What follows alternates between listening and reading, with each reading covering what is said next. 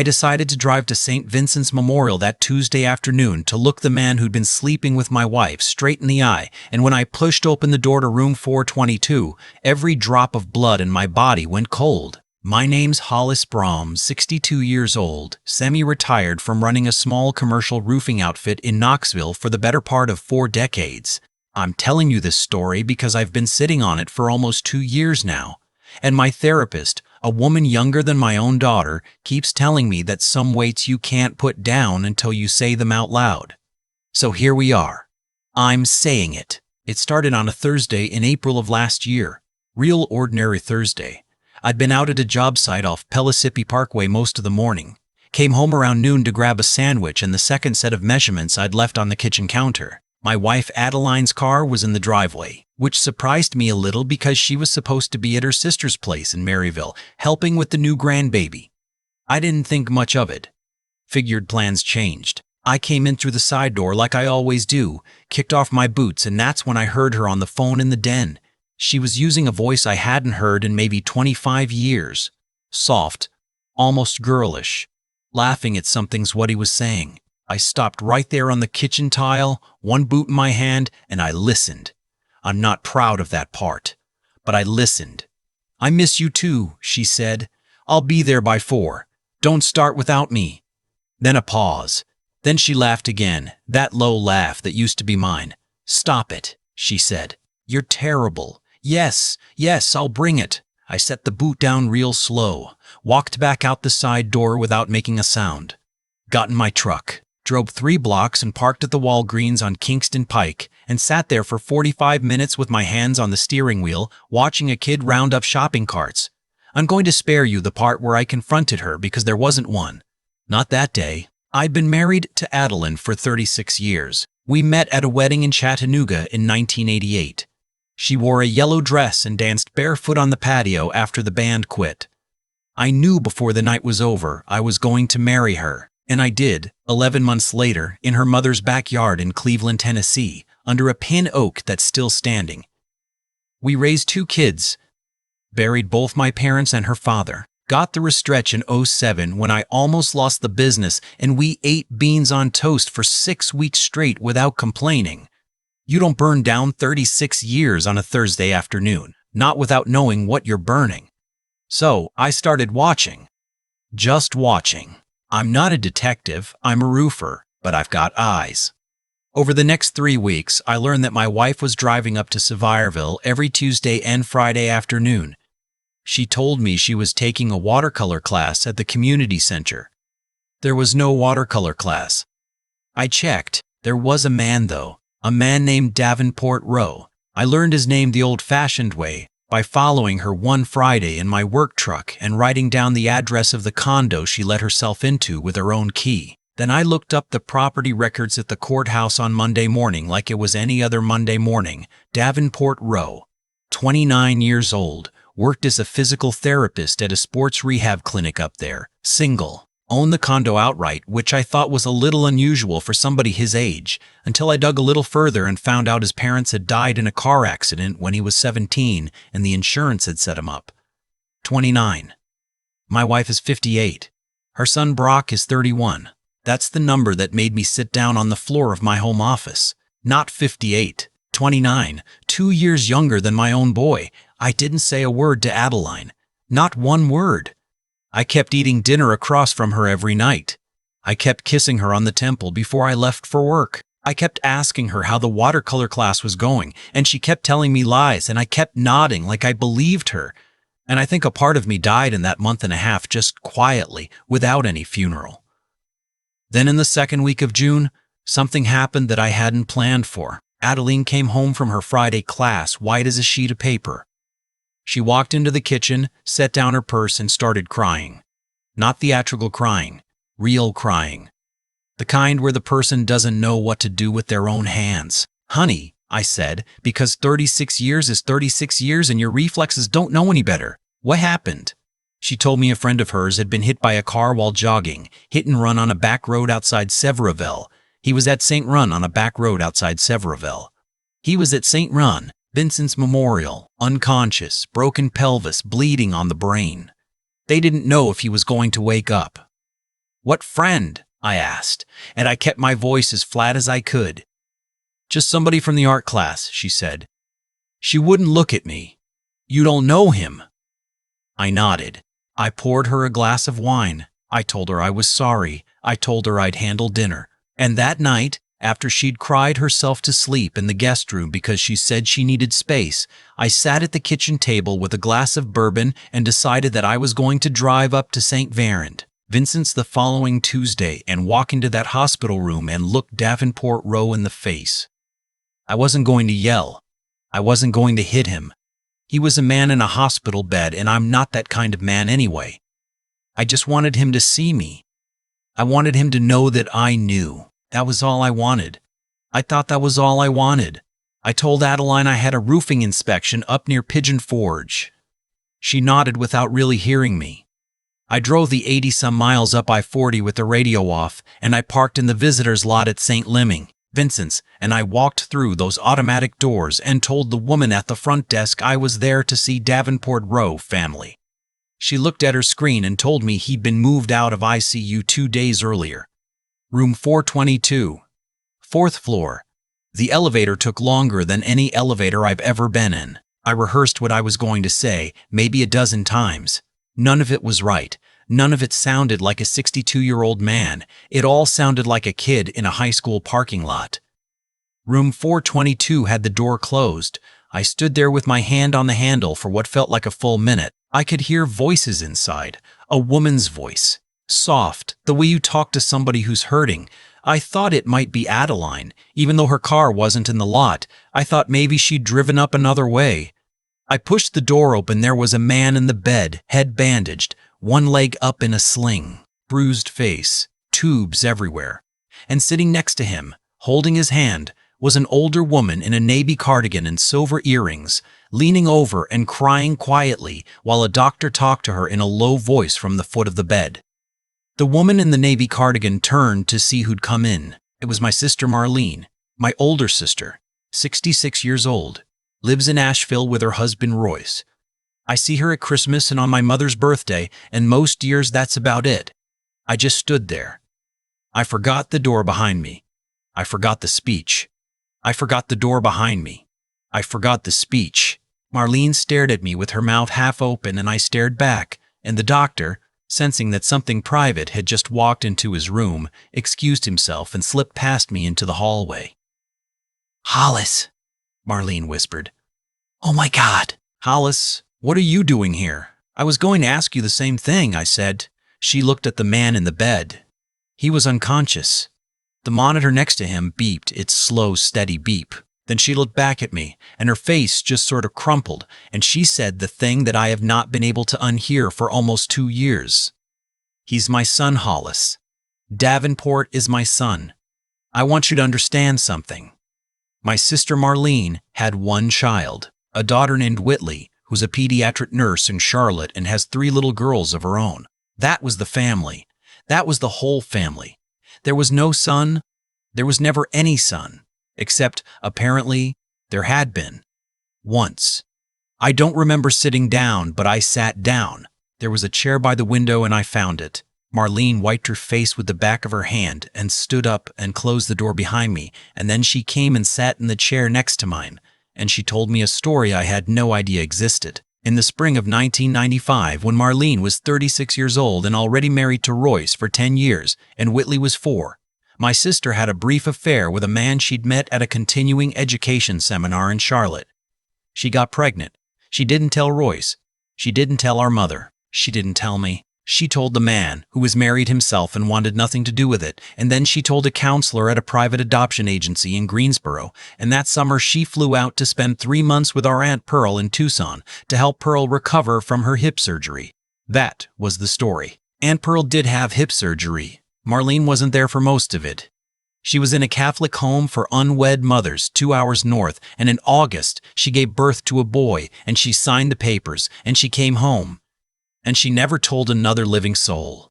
She watched her daughter grow up. She stayed married to Royce. She built her whole life on top of that summer in Arizona like it was a basement she'd sealed shut with concrete. Until 2 years ago, she said, when she got a letter from a man named Davenport Rowe who'd been raised by good people in Knoxville but had recently lost both of them in a car accident, and who'd taken one of those DNA tests and traced her down, and who only wanted, if she was willing, to meet her one time. Just to know her face, that was all. She drove down to Knoxville and met him at a Cracker Barrel off I-40, and they sat there for 4 hours. She said he had her father's eyes. Our father's eyes. She said she hadn't cried that hard since the day she'd signed the papers in 1995, and she'd been seeing him quietly in the years since. Driving down once a month. Telling Royce she was visiting old college friends. Building, slowly and secretly, the relationship she'd given up. I sat there listening to my sister, and I tried to do the math in my head, and my hand started shaking. "Marlene," I said, "how does Adeline know him?" She looked at me, confused at first. Then something started to happen in her face that I have not been able to describe properly to my therapist or to my brother-in-law Royce or to anyone, even now. It was like watching a window slowly fog over. "Adeline?" she said. "Your Adeline? My Adeline has been driving up to Sevierville 2 days a week for the last 3 months," I said. "She has a key to his condo. She told me he was a friend from her art class." Marlene put both hands over her mouth. I want to be careful here because I've thought about this a lot, and I want to be fair to my wife, who is not in this story to defend herself. And I want to be fair to a young man who was lying unconscious in a hospital bed while we spoke about him. Adeline and Davenport had met, as best as I've ever been able to reconstruct it, at a paint and sip night at a wine bar in Sevierville the previous fall. She'd gone with 2 girlfriends. He'd been there with coworkers from the rehab clinic. They got to talking. She liked him. He liked her. None of them, not one of them, ever made the connection. Adeline didn't know Marlene had ever had a second child. I didn't know.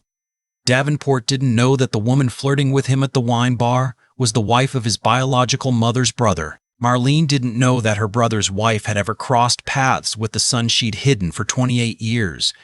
It wasn't incest. I want to be very clear about that. He was not my son, and he was not my blood, and there is no genetic line between him and my wife. It was just the meanest kind of coincidence the world is capable of inventing. He was my sister's son, which made him, in any way that matters in a family, my nephew. A nephew nobody had told me existed, and my wife had been sleeping with him. I don't remember leaving the hospital. I remember Marlene grabbing my arm and saying, "Please, please don't tell Royce. Please don't tell anybody yet." And I remember nodding, and I remember walking back down that long 4th-floor hallway and standing in the elevator and watching the floor numbers tick down. I remember getting in my truck and sitting there and watching the sun come down behind the parking deck. I drove the 80 miles back to Knoxville, and I don't remember a single mile of it. Adeline was in the kitchen when I got home, making chicken cutlets. She turned around with a wooden spoon in her hand and asked me how the inspection went. And I looked at her, and I tried to find the woman I'd married in 1989, and I couldn't quite see her through whatever was in my eyes. I told her I knew. I told her all of it. Not Marlene's part, not Davenport being her son, not any of that. Just the part about the condo in Sevierville and the man in room 422. I told her I'd been to the hospital. I told her I'd seen him lying there. I told her I didn't yell because I couldn't find anything in me that was capable of yelling. She sat down on the kitchen floor right there next to the oven, and she cried for I think close to an hour. She told me she didn't know what had happened to her. She told me she'd felt invisible for the last 5 years, ever since the kids had moved out, and I'd thrown myself into the business after my heart scare in 2019. And she said none of that was an excuse. She knew it wasn't an excuse, but she just wanted me to know it wasn't because she didn't love me. I told her I needed her to leave the house for a while. She nodded. She packed a bag and went to her sister's in Maryville. That was a Tuesday in June. Davenport woke up the following Sunday. Marlene called me from the hospital crying. She told him everything. About being his birth mother, about who I was, about who Adeline was. She'd sat by his bed and unloaded 29 years of buried truth onto a young man with a fractured skull, because she said she couldn't carry it one more day. She asked if I wanted to come up and meet him, properly, as family. I said no, not yet. I went to therapy. I started in July with a woman named Myrelle, who I drove 22 miles each way to see because I didn't want to run into anybody I knew in a waiting room. Adeline went to her own therapist. We didn't speak for almost 2 months. Then we started speaking.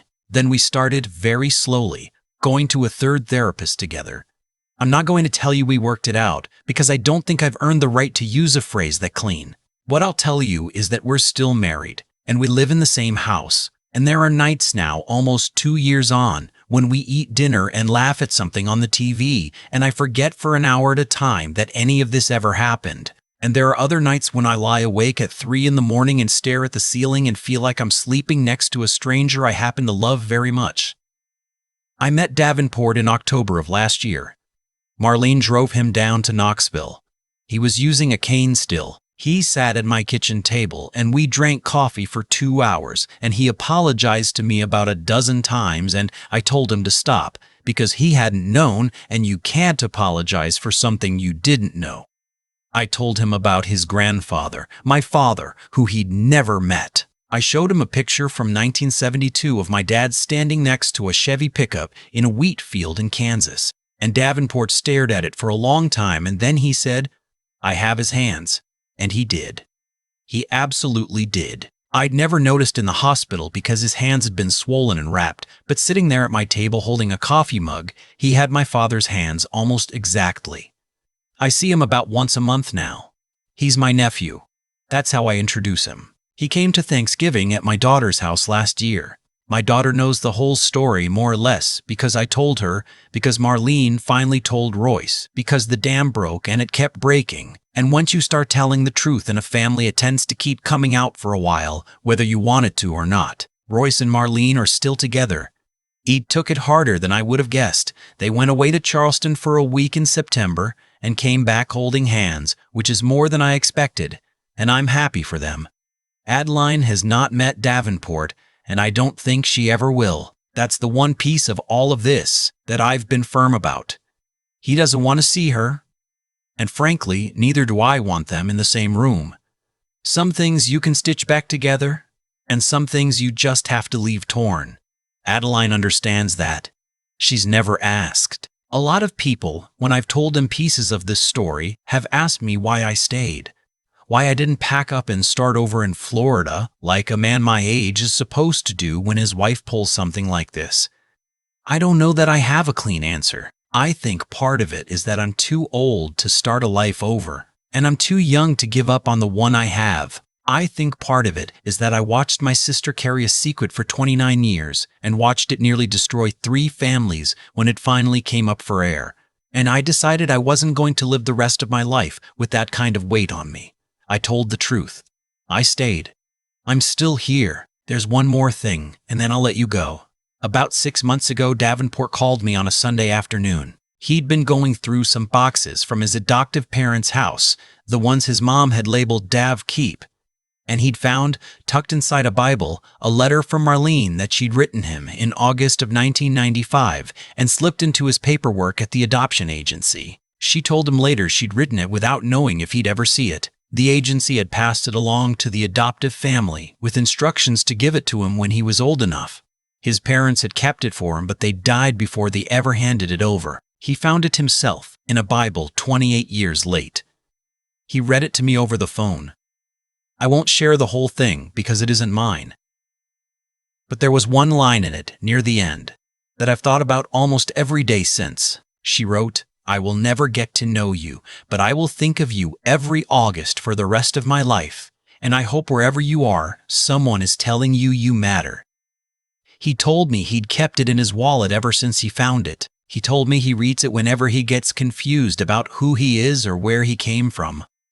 I sat on my back porch with the phone against my ear and I cried. I'm not embarrassed to say it. I'm 62 years old and I cried like a child while my nephew, who I didn't know existed 2 years ago, read me a letter his mother wrote him before she gave him up. That's the story. That's all of it. I went to that hospital expecting to confront the man who'd broken my marriage, and instead I walked into a room and found a family I didn't know I had, and a wound in my sister that had been bleeding quietly for 30 years, and a kid who deserved better from all of us. I keep a picture of him on my desk now, in my home office, right next to the picture of my own 2 kids. Marlene gave it to me last Christmas. He's standing in a park somewhere outside Sevierville, smiling, holding a coffee. He's got my father's hands wrapped around the cup. He matters. Somebody told him so finally. Took us a while, but we got there. Almost 2 years on, I still sit on that back porch some evenings and try to figure out where the story actually started. Not in room 42012. Not on the Thursday I came home for the sandwich. It started in 1995 in a Catholic home for unwed mothers in Arizona, when my sister Marlene decided that the easier road was to bury the truth and pour concrete over it. Every single thing that happened to me, to Adeline, to that young man lying broken in a hospital bed, traced back to that one decision she made when she was 36 years old and scared. One secret. 29 years of it. And then the bill came due, the way bills always do, with interest none of us could afford. I think about that a lot. About the difference between the lie you tell to protect somebody and the lie you tell to protect yourself. Marlene told herself for 30 years that she was protecting Royce, protecting Whitley, protecting the family. But she was protecting Marlene, and the cost of that protection didn't show up on her bill. It showed up on Davenport's, on mine, on Adeline's. That's the part I want anybody listening to this to really sit with. The cost of a secret almost never lands on the person keeping it. It lands on the people who never agreed to carry it. What I learned, sitting in my rel's office every Tuesday for the better part of a year, is that the right thing and the easy thing almost never sit at the same table. Marlene chose easy in 1995. I had to choose hard in 2024. I had to choose to tell my daughter to face my wife in a kitchen instead of a courtroom, to drive to therapy and actually open my mouth when I got there, to drink coffee with a young man whose face I'd wanted to memorize for the wrong reasons and learn to see him as kin. None of that came naturally. None of it felt good in the moment. But character isn't what you do when it's easy. Character is the slow grind of doing a harder thing on a Tuesday morning when nobody's watching. I also learned something about staying with Adeline, staying with Marlene after what she did to us all, staying in a life that had been torn open. There's a kind of grit involved in not running, in sitting down at the table with the people who broke your heart and choosing to keep eating with them anyway. That isn't weakness, but I used to think it might be. It isn't. It's the hardest work I've ever done, and I've stood on a lot of roofs. If I could tell you one thing my old man told me back when I was a young roofer just starting out, it's this. He used to say a roof leaks where the seams are weak, not where the storm is loudest. Families are the same way. The storm doesn't break us. Our hidden seams do. Tell the truth while it's still small. Live in a way you don't have to hide. And when the people you love fall short, find the steadiness to stay at the table with them, or the wisdom to walk away with grace. Either way, don't carry secrets you didn't choose. They're heavier than they look.